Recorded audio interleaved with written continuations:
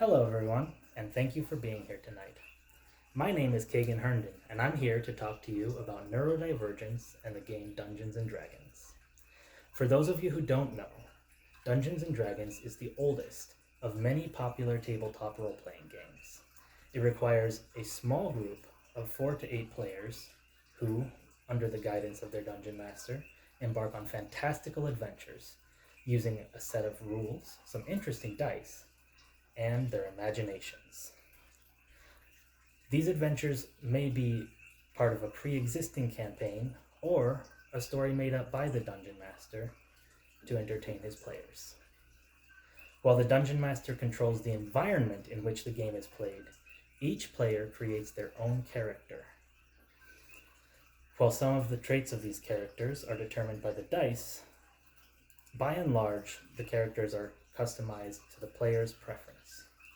Throughout the game, which typically takes place over 2 to 4 hour sessions every week or so, players develop their characters, adapting them to the changing environment and the other players around the table. Why Dungeons and Dragons, you might ask, or indeed why role-playing games at all?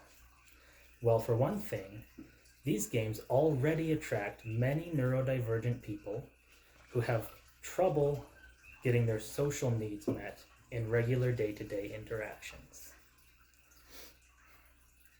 The ability to interact through a character who may possess confidence the player lacks, or strength of character the player wishes they had, can be, in the long run, a gateway to building these characteristics in the real world.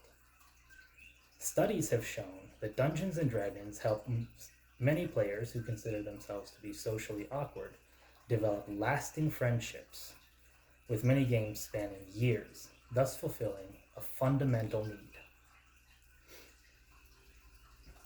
Players of these games tend to get along well and make decisions democratically. A dungeon master I spoke to said that her favorite part of the game was when players took control of the narrative and moved it in a direction she never anticipated.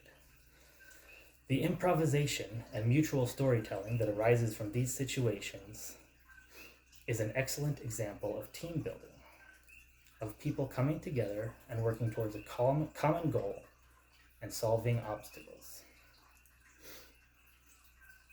The support many players receive in these games and the confidence built from overcoming impossible odds in a role-playing environment can be translated into the real world. This game has incredible potential as a therapeutic tool.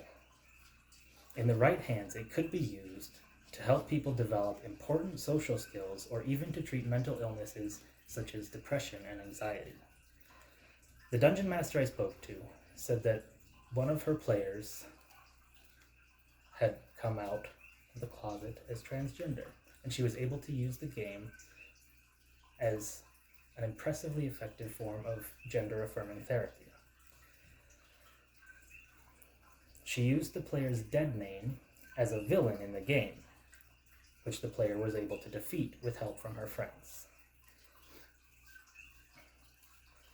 This player's coming out inspired a game which reaffirmed the player's acceptance in their peer group and created lasting memories of love and support in the environment of a role-playing game.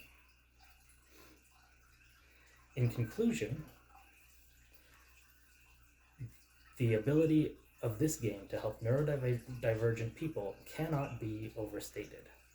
I believe that group therapy sessions based on the concepts found in these games could be of immense help to our society.